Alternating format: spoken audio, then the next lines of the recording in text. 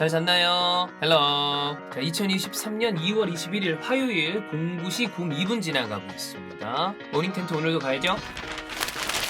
자, 오늘 첫 번째 텐트는 또 챔피언스 리그 주간이기 때문에 간략 프리뷰 이걸로 스타트를 해보죠. 우리가 또 간단하게는 보고 가야 되니까. 자, 4경기가 있어요. 리버풀, 레알 마드리드, 그 다음에 팡풋, 나폴리, 라이프치히, 맨시티, 인테르, 포르투입니다. 우리는 라이브 일정은 정해졌죠.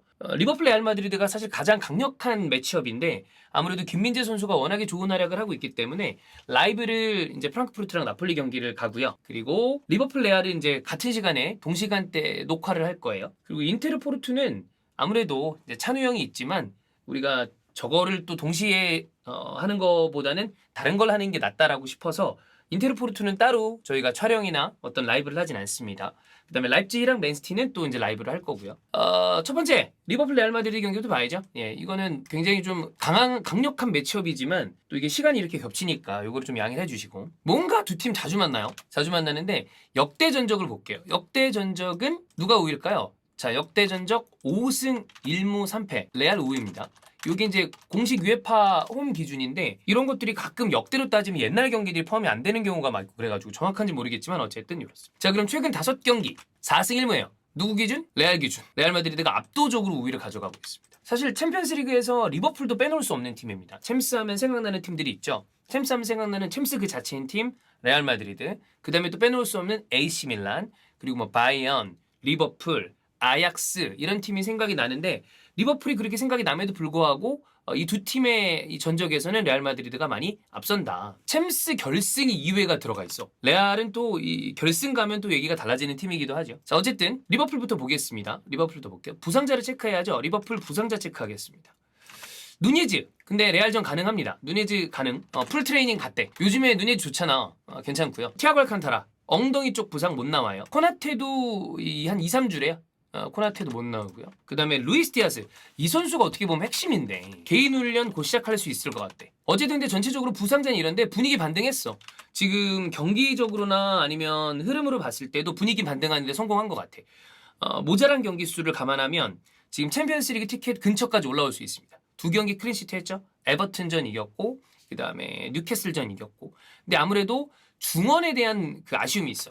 중원이 아쉬움. 왜냐하면 파비뉴가 이제 좀 약간 내리막이야. 그 다음에 알칸타라 부상, 핸도 아쉽. 요 상황인데. 근데 역시 중요한 건 이 바이세티치. 바이세티치가 요즘 또 좋아요. 그래서 이 부분은 확실히 괜찮은 흐름이다. 그리고 풀백 같은 경우에는 뭐 역시 아놀드가 수비가 나쁘지 않더라고. 이번에 최근 경기에서는 풀백 자원.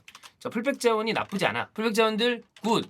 but 상대가 비니시우스다. 비니시니죠. 미쳤죠. 상당히 좀 부담스럽죠. 그 다음에 로보는 요즘에 좀 중앙지향적으로 좀 움직이는 모습이 있었는데 발베르데나 또 호드리고 이런 것도 이제 좀 부담이 돼요. 아놀드 굿, 상대가 비니시우스, 로보 역시 좋아요. 그러나 상대가 호구. 그러니까 다 이 레알 마드리드의 윙어 자원들이 좀 부담스러운 선수들이기 때문에 이 두 선수, 두 풀백 모두 리버풀 입장에서는 수비적으로 좀 조심을 해야 된다. 자, 그 다음에 반다이크 돌아왔어. 반다이크 컴백. 반다이크가 돌아왔다. 근데 감각은 아직 조금 더 끌어올려야 될 것 같아. 공격진으로 볼까요? 그럼 누네즈는 이제 괜찮아. 누네즈가 좋아. 누네즈 굿인데 카르바할 쪽을 공략을 해야 될 것 같아. 카르바할은 이제 정말 쌉 월클이었던 그 카르바할의 모습은 찾아보기가 어렵죠. 나이도 들었고 부상도 너무 잦았어. 이건 뭐 어쩔 수 없잖아. 부상 잦았던 거는 뭐 어쩔 수 없는 상황이긴 한데. 그 다음에 학포 같은 경우에는 조금 더 적응을 하면 더 좋을 것 같고 결국에는 이제 학포 좀 더 잘해보자. 살라 파괴력이 관건. 이 정도 보면 될 것 같습니다. 간단하게 한번 볼게요. 간단하게. 자, 그러면 레알 볼까요? 레알 부상자 봅시다. 벤제마는 오사수나전에는 그냥 휴식 차원 나올 수 있어요. 별 문제 아닐 것 같고. 그 다음에 추맨이랑 토니 크로스는 독감이래요. 추맨, 크로스는 독감. 그 다음에 맨디는 이제 회복을 하고 있다고 하고 요렇기 때문에 뭐 벤제마는 문제 없음. 자, 마요르카전에 패배한 다음에 헐 이랬지만 클럽 월드컵 포함해서 4연승 중이기 때문에 뭐 레알 마드리드는 저는 개인적으로 뭐 언제든 또 챔스에서는 영원한 우승 후보 아닙니까? 물론 옛날에 16강 레알 마드리드, 16강 마드리드 시절이 있었지만 영원한 우승 후보다. 자, 중원에 이제 결장자들이 있기 때문에 나오는 건 아마 모드리치, 세바요스, 카마빈가? 요 정도 나오지 않을까? 요 정도가 아마 나올 가능성이 있는 선수들인 것 같아. 중원에는 모드리치, 세바요스, 카마빈가 이런 라인이 또 대기가 가능하고. 근데 모드리치가 이제 저랑 동갑이에요. 소띠. 그렇기 때문에 발베르데 상황을 좀 봐야 되겠지만 나올 수 있을지 없을지는 체크해봐야 될 것 같아요. 그거지. 발베르데가 측면 가면 모드리치 나오고 발베르데가 중앙 오면 호구 측면 나오고 이런 느낌으로 가지 않을까? 근데 세바요스가 최근에 좋잖아. 세바요스가 최근에 좋음. 역시 아스날에 왔던 선수. 굿. 우리 레알 성님들이 아스날이랑 좀 잘 맞는 경우가 많아요. 또 외대고르도 잘해주고 있지 않습니까? 네. 세바요스가 최근에 폼이 좋다. 측면 같은 경우에 이게 아무래도 좀 중요한 경기다 보니까 이 경기에 좀 신경을 많이 쓰게 되네. 측면은 카르발은 문제. 이제는 예전의 카르발이 아니다. 수비적으로 좀 불안한 부분인데 아까 얘기했던 것처럼 누네즈가 측면 위주로 움직이는 스타일의 공격수잖아요. 그래서 조금 부담되고 알라바도 아직 폼은 다 안 올라온 것 같아. 알라바도 폼 아직 100% 아닌 듯. 그러나 중요한 건 비니시우스. 여러분 비니시우스 리버풀 개 셉니다. 리버풀 킬러 비니시우스. 3경기 3골. 8강에서도 한 멀티 넣은 적이 있었고 그 다음에 결승전에서도 한 골 넣은 적이 있었고 이 비니시우스는 굉장히 부담되는 선수죠. 이거는 뭐 일단 안필드긴 한데 전체적으로 큰 어떤 흐름으로 봤을 때 지금 상황에서는 레알 마드리드 쪽에 조금 우위가 예상이 되는데 뭐 어쨌든 열어놓고 봐야죠. 리버풀도 폼이 올라오고 있는 상태긴 하니까. 자 다음 프랑크푸르트 나폴리 봅시다. 팡푸 먼저 볼까요? 팡푸. 에빈베가 부상. 그 다음에 코스티치가 이제 나갔잖아. 그래서 백4를 쓰다가 다시 백3. 하세베 중심 백3. 이건 이제 정상화 됐어요. 역시 이제 공격 라인으로 봤을 때는 콜로무아니 미쳤죠. 텐텐 미친 자 잘합니다. 뭐 월드컵 때도 그 결승전에 그 콜로무아니가 딱 교체돼서 나오는 거야. 우와 씨 진짜 잘하더라고. 얘가 들어오자마자서부터 흐름이 바뀌기 시작했어. 진짜 잘해요. 내일 이 경기를 보면서 가장 주목해볼 만한 프랑크푸르트의 자원이다. 이제 이선 자원의 전체적인 경기 그 선수들을 봤을 때 카마다, 그다음에 린스트램, 그다음에 괴체 이런 선수들이 있는데 뭐 100% 폼인가? 완전 절정이다 좀 내려온 느낌이에요. 근데 여기가 이런 선수들이 100%씩 해줘야 돼. 해줘야 요즘 나폴리 상대 가능하다. 왜냐면 나폴리가 이따 얘기하겠지만 나폴리 요즘에 유럽에서 가장 잘하는 팀 중 하나죠. 물론 그 유럽 대항전에서 어떤 그 보여주는 퍼포먼스는 단순 최근 폼뿐만이 아니라 그간 쌓여있는 여러 가지 경력이 다 들어가야 된다고 보긴 해요. 근데 나폴리가 워낙 세긴 하기 때문에 다 잘해줘야 돼. 정말 다 잘해주긴 해야 됩니다. 수비 라인 같은 경우에는 뭐 야키치가 센터백으로 나왔던 게 괜찮았지만 뭐 브레멘이었기 때문에 그걸 감안해야 되니까 중요한 거는 이제 아까 얘기했던 것처럼 백3. 나폴리 공격이 세기 때문에 백3가 중요하다.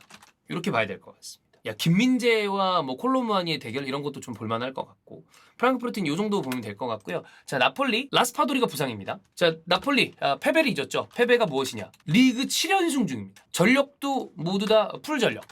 가동 준비 완료. 공격 볼까요? 절정의 공격진. 오시멘이랑 크라바 흡이차 중심으로 너무 세죠? 공격은 이거야. 뭐 압도적이야. 그러면 뭐야? 중원은 어때? 공격만 센 거 아니야? 중원 전설이죠. 지엘린스키, 그다음에 로버트카, 뭐 안기사, 뭐 엘마스 다 좋아. 그럼 수비는 어때? 수비는 또 쩔죠. 김민재인데. 자.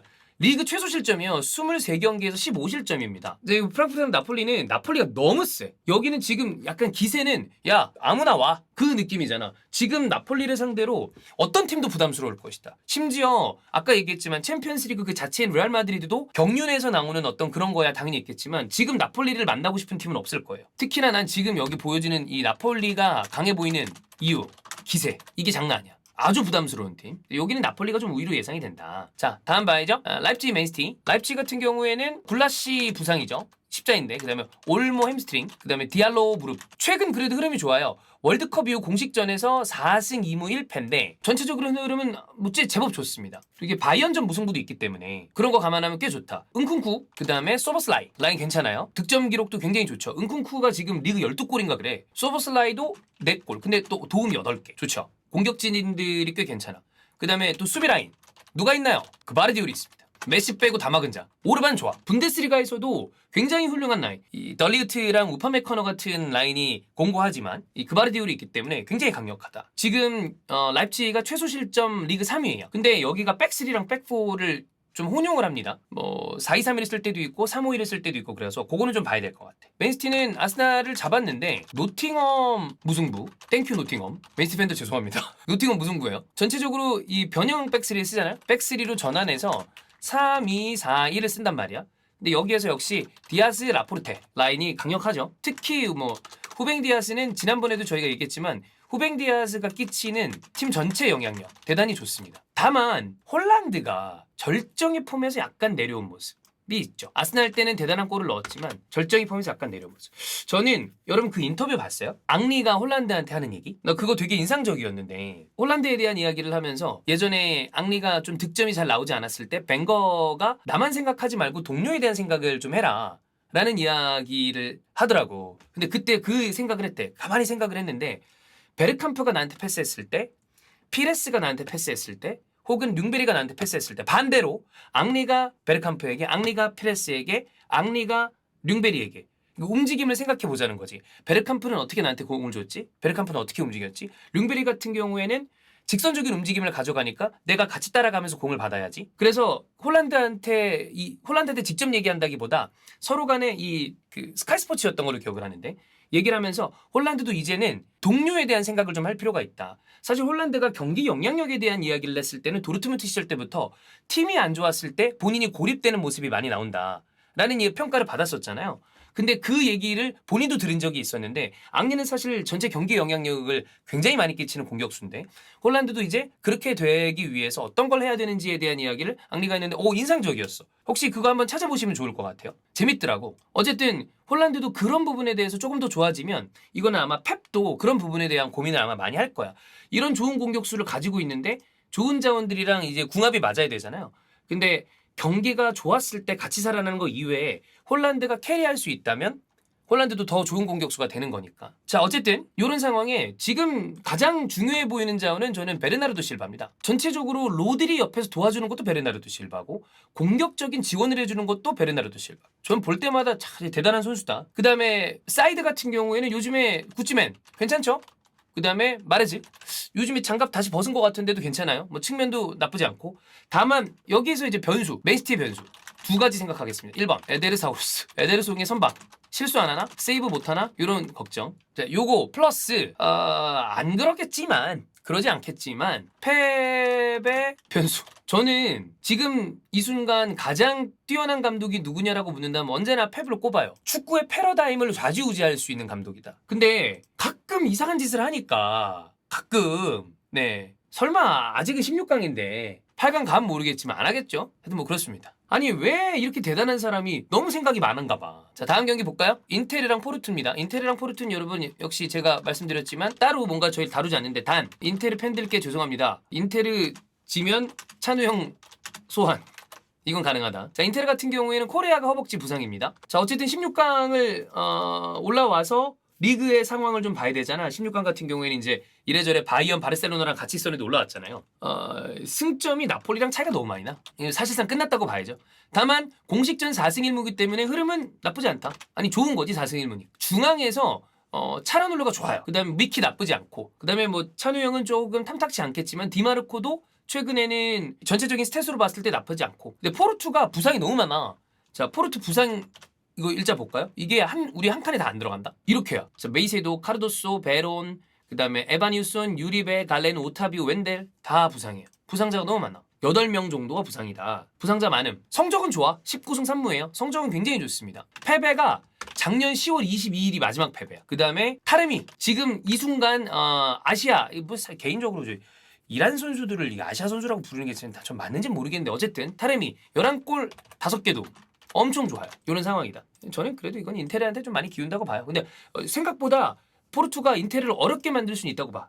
그래서 이거 인테르 지면 찬우 형 소환. 자, 그래서 요걸 뭐 간략하게 프리뷰를 받고 프랑크푸르트랑 나폴리 경기 볼 거고 라이프치히랑 맨시티전을 라이브로 할 거고 리버풀 레알 마드리드는 라이브 녹화를 뜰 거고 인테르 포르투는 인테르가 만약에 패배하면 그때 찬우 형을 부르자. 이렇게 보면 되겠습니다.